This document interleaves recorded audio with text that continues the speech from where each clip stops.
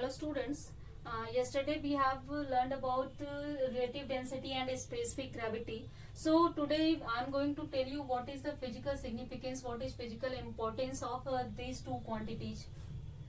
So as you know that relative density is defined as density of substance to the density of water at 4 degrees Celsius, and also specific gravity is defined as weight of body in air to the weight loss in weight of body in water at 4 degrees Celsius, and numerically this quantity is also equal to the relative density. So what is physical importance? For numerical, you know, these are important, but physically where these are important. So these two quantities are used in industry, our industry, means they are quite important for our industrial purpose. This relative density helps us to determine simply the density of any unknown substances. If we know relative density and already we know the density of water at 4 degrees Celsius, so we can easily find out this, or we can simply relate the density of any substance to the density of water. So as you know that the density of water at 4 degrees Celsius is more accurate measurement, so definitely the relative density gives us accurate density measurement. So for the accuracy we also take this thing, relative density. If you want to measure accurately the density of substance, then this quantity will helps us. Also one more importance of this term is relative in case of solid. Actually, if relative density of solid increases, then definitely, obviously substances, you can take solid here, then the shear strength of that solid also increases. Means we can know that the body is brittle or not. So in industries, if we want to break any body into the particles and smaller particles, then definitely we must know their shear strength. And to know that shear strength, relative density helps us, because we can easily find out density of that substance, and if we know density of that substance, then we can find out relative density.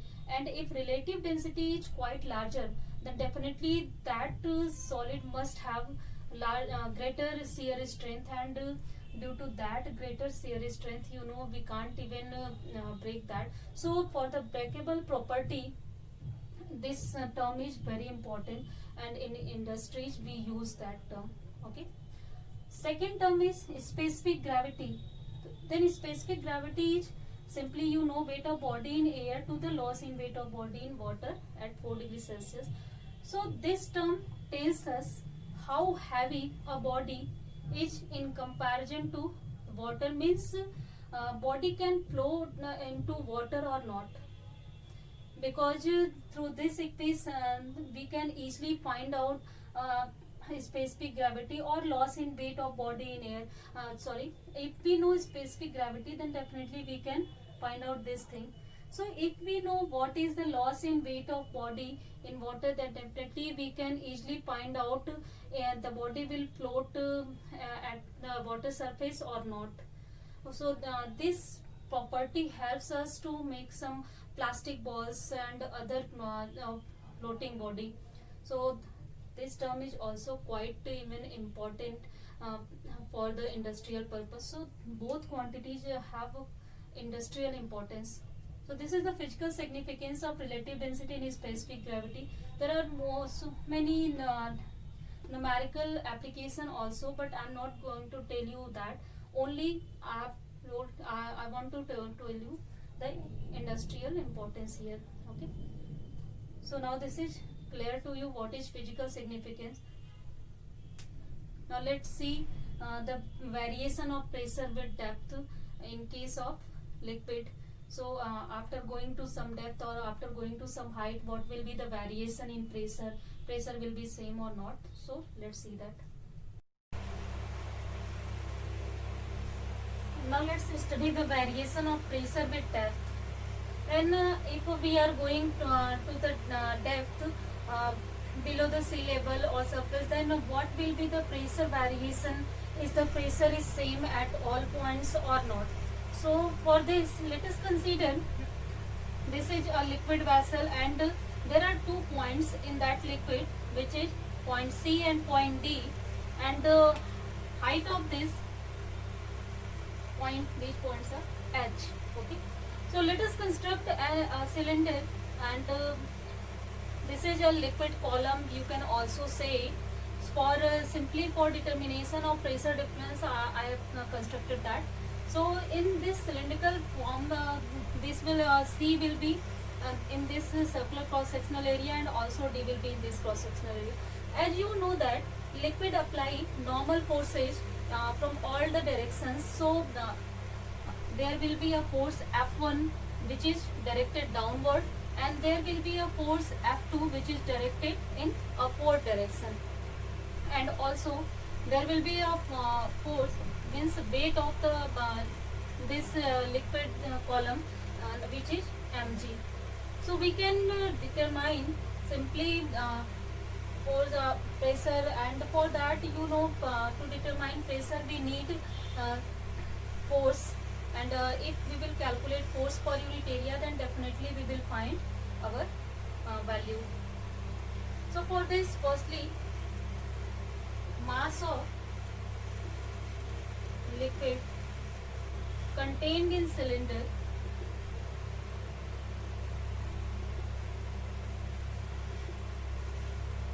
will be V into rho, where rho is the density of the liquid and V is volume of this cylinder.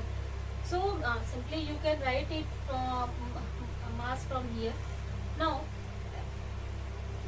also we can write, if the cross sectional area is A, then V can be written as A H into rho. Okay, clear? Now we have 3 forces. First, F1 equal to P1A. Let us consider the pressure at the point C is P1 and pressure at point D is P2. Then what will be F1? F1 will be P1A. Second, F2 will be P2A. Simple. Pressure is force per unit area, and you can solve it from there. And the direction of F1 is downward, direction of F2 is upward. Third, weight of the liquid cylinder or liquid column, which is mg, acting downward. Or we can also write the value of this, as we know that mass of the cylindrical cylinder, then this is Ah rho into g. Now I think this is clear. 3 forces are acting on this cylinder, and this is the mass of the cylinder. Now one thing, we are taking hydrostatic case. It means liquid is at rest, liquid is in equilibrium condition, then definitely downward forces must be equal to upward forces. So we can write a force formula for this as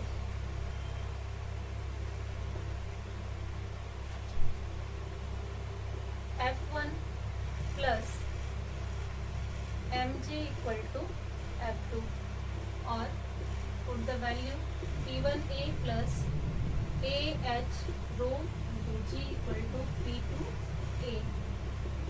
After solving, you can get P2 minus P1 equal to H rho g. This is the pressure difference between these 2 points C and D. Let us consider if the point C is at the surface of liquid, then definitely point P1 will be equal to the pressure of atmosphere, means atmospheric pressure, it will be equal to the atmospheric pressure. Okay, and also let us consider this P2 equal to some P, then we can write this equation as P minus PA equal to H rho g, or you can also write P equal to PA plus H rho g. This is the required expression for pressure at a depth H below the surface. Simple, clear. As you from this equation, it is clear that when we go the depth of the surface, then definitely there will be increase in pressure, and the amount which it is increased with, that is h rho g. Clear? Means if we are going to a height h or to the depth h, then definitely there will be increase in pressure. That's why we feel excess pressure while going to the mountains, or while going to the depth below the liquid surface or below the sea. Then definitely there will be excess pressure, and due to this excess pressure we have to take care of us, and we already we take some precautions. So this is the region, and this is excess pressure. This pressure is also known as gauge pressure. Gauge pressure. So I think this is clear to you now. Simple. If there are 2 points in the liquid, then definitely the pressure of these 2 points will be different, and the amount which it is different is this gauge pressure h rho g, which depends on 3 factors. First, depth or height of this. Second, density of the medium. Third, acceleration due to gravity. This solution or this formula is also applicable for the mountain case. If we are going upward to the surface or we are going downward to the surface, definitely for both of the cases it is applicable. In both cases there will be change in pressure, and we will feel excess pressure in the amount h rho g. So this is the formula for excess pressure, and if we are at the, we know the simple, we want to measure how much excess pressure is applying, then definitely we simple, we have to calculate h rho g, and if we know h rho g, then we can find sorry, we can find out easily pressure at any point at height h from the sea level, from the surface of the earth, and also from the depth at any point d which is situated in the depth h, and we can find easily. So what is the application of this? We can also see, as you know that if you see the aquasculpture or aquaspecies, then as we are going down in downward direction or in depth, then we see that their bodies are flat, and after going to more downward, then their body becomes more flat. So what is the reason? The reason is that this excess pressure. To bear this excess pressure, their body is flat, because to maintain themselves, to bear that pressure, to handle that pressure, they must have to make their area larger. Means the same equation you have to apply. If area will be greater, then definitely they will experience less pressure due to the force applied on them. So there is a huge force on their backs, and if the area of their body will be greater, then definitely there will be some reduced pressure. So that's why the species, the aquasculpture species or animals have the body like flat surfaces. So this is the region, this is excess pressure, this is gauge pressure, and we can easily find out it for any height h. One more thing we have to keep here in mind, that excess pressure doesn't depend on the shape of the vessel in which we are in which liquid is taken. It only depends on 3 factors: height, density, and acceleration due to gravity. It doesn't depend on the vessel or mass of the liquid contained in that vessel. It only depends on the height h. Means at a similar height, if we are drawing any horizontal surface, then at all points the pressure will be same.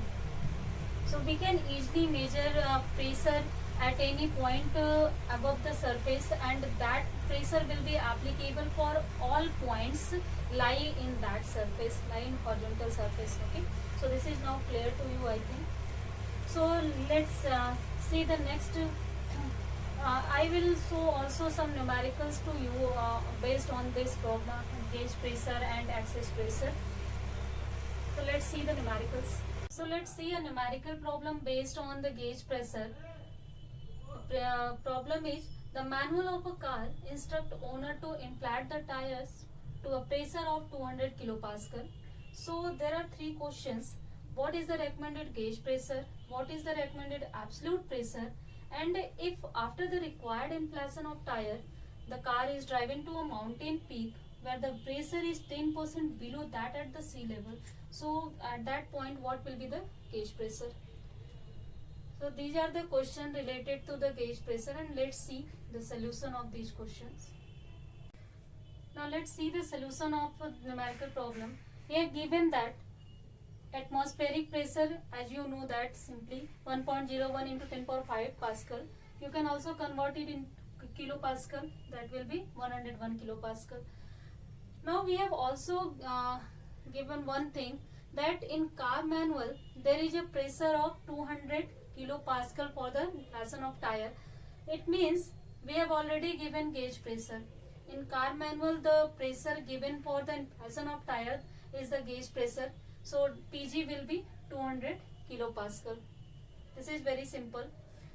Second, absolute pressure at any point, you know, at any point absolute pressure will be equal to atmospheric pressure plus access pressure, and access pressure is known as gauge pressure. Simply we have to add this into this. After adding you will get 301 kilopascal. Means at any point absolute pressure will be simply addition of gauge pressure and atmospheric pressure. Third question is that if after inflation of tire, car driven to the mountain peak where the value of atmospheric pressure is 10% below the sea level, it means its value is 90% to the value of atmospheric pressure at the sea level. So what will be the value? That will be 90 by 100 into PA. After solving this you will get 90.9 kilopascal, and as you know atmospheric pressure at that point, then and you have already calculated absolute pressure, then we can calculate gauge pressure at that point. So what will be the gauge pressure? Simply gauge pressure is the difference between absolute pressure and atmospheric pressure. So after calculating this we will get the required answer.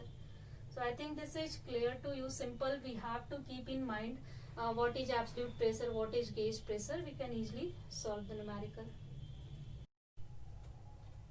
Okay, let us consider a numerical problem. The volume of an air bubble becomes 8 times the original volume in rising from the bottom of a lake to its surface. If the barometric height is 0.76 meter of mercury, what is the depth of the lake? Given that density of mercury is this and G is this. Okay, means we have given that if there is an air bubble of originally suppose that its volume is V and it is rising from the bottom of a lake to the surface of the lake, then we have to find out height of the lake if its volume changes 8 times than the original volume. So the data is given, we have to use only the formula of access pressure or gauge pressure to solve it. So let's see the solution.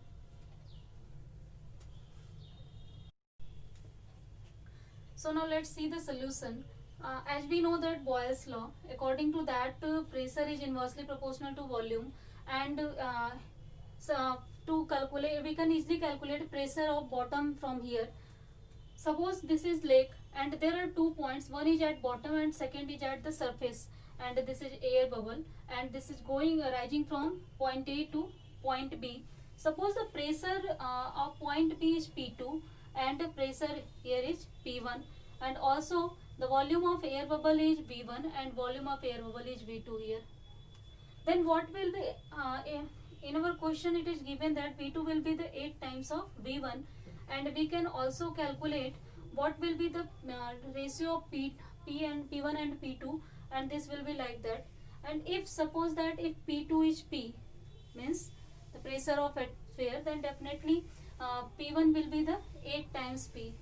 So now we know what is the pressure here and what is pressure here, then we can easily find out what is the pressure difference, and the pressure difference or excess pressure will be 7P. And as in question it is given the barometric height of mercury. So for mercury column we can easily calculate excess pressure, which will be P equal to H rho G. H is given, rho is given, G is given. You can solve it. Okay. Now as we know that what is the pressure here, excess pressure here at this point, then if we will divide this excess pressure H rho G by simply density of water and acceleration due to gravity, then we will find height of or depth of simple lake. So what will be the depth of lake? Excess pressure in barometric column upon rho W into G. So excess pressure is that, put that here, rho W, you know what is the density of water, 10 power 3, and the G is 9.8. After solving this we will get 72.35 meter. This is the depth of lake. So this question was very simple. Simply we have given density and height column of simple height of liquid column for mercury. So firstly we have to find out excess pressure in that case, and that excess pressure will also for the case of water, and we can easily calculate what is the height for this case. So now this is clear to you, this question, and I have already shown you 3 numerical problems. Now I think you can calculate any pressure numerical problem from here. Okay. So let's end the class. Tomorrow we will study about Pascal's law and others. Thank you. Now let's see one more numerical problem. The problem is a loaded lorry has a total weight of 12,000 kg. Its 6 tires are identical and so an air pressure of 50 kg weight per centimeter square each. If the load is distributed equally on all 6 tires, then find the area of contact of each tire with the road. So this is a very simple problem of simply force per unit area, pressure equal to it's based on that problem. So first if there are 6 identical tires and weight is equally loaded on that, then definitely we can calculate load on each tire. What will be the load on each tire? Then total load upon 6. Simply this will be the 2000 kg weight. Now what will be the area of contact of each tire with the road? Simply it will be load on each tire upon pressure on each tire. Simple, we have to calculate A equal to F by P. Simple. Since pressure on each tire is given, which is 50 kg weight per centimeter square, and load we have already calculated. So after putting this in equation, we can easily calculate what is the area of contact of each tire with the road, which will be the 40 centimeters square. So I think this numerical is very clear to you. This is very simple numerical. Only you have to see what we have given, and based on that the data we can easily solve it. So let's study about what is the hydrostatic paradox. So to prove this, before telling about that, firstly I want to show an experiment. You can also do this experiment at your home also. Take 3 types of vessels, their shapes are different, and fill water in it, and the height of water means height of water in liquid. So simple, height of liquid column must be same. Means if you are filling this with at h height, then definitely it should be also h, and this should be also. Only we are taking height of liquid column same, but the shape of vessel are different, and definitely the liquid taken in it will also be different. And after this arrangement, let's measure the pressure at the bottom of these vessels. And after measuring this pressure, you will see that pressure will be different, pressure will be same in every case.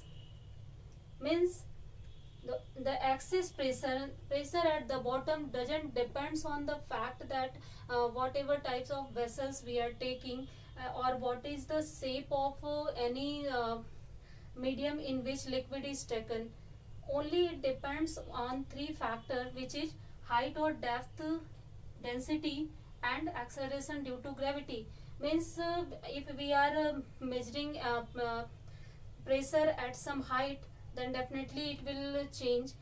And also, you know, at height on going up to the sea level, g also change.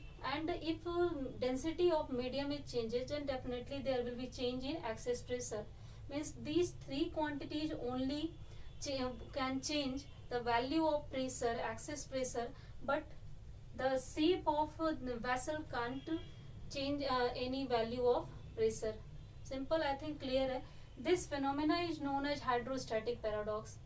Means hydrostatic paradox is a simple phenomena in which if we are taking any shape of vessel, and we are taking any amount of liquid, but if the liquid column is same in all those, then definitely there will be equal pressure at equal depth.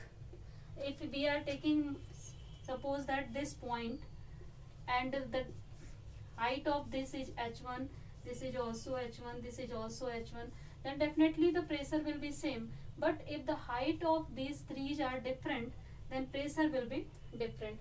Simply I am saying that pressure doesn't depend on what types of vessel you have taken. Only depends on the height of liquid column. Means at which point, at which height or depth you are measuring pressure. The common understanding of this hydrostatic paradox is that if we see the aquasculpture, then or species at the same depth, then we see that in pond, in sea, or in ocean there are same types of aquasculpture, or it can depends due to density and other factors. But if you see the types of species of the culture, then definitely they will be the same, plant or any animal culture. You can see that, and definitely we can also get culture at the same depth in pond, in river, in sea, in ocean. As the shape of ocean, sea, pond, and river is different, but all after all these things, their species, their culture is same, because simply pressure doesn't depend on the factor of the factor that what types of shape uh, is in which liquid is taken. Okay, if we will change these three vessels by different types of liquid, and definitely density will change. And in that case, if the liquid column is same, height means depth is same, although then after that due to this factor, pressure will be different at the bottom of these vessels. But it never depend on what mass you have taken. If all liquids are of same density, means if density is same, definitely g will be same at the same height, because g also depends on height or depth. And if height and depth are changing, then definitely there will be change in pressure occur. So I think this is clear to you what is hydrostatic paradox. Simple hydrostatic paradox is that after at some depth or at some height, pressure will be same for all flat surfaces. Means whatever for all types of vessel, whatever we are taking the shape of a vessel or shape of any medium, it only depends on the height factor. Okay, so now let's study about Pascal's law, Archimedes principle, Beyonce force. These types of all this means I am going to now tell you the law of fluctuation or and other things. Okay, so let's see.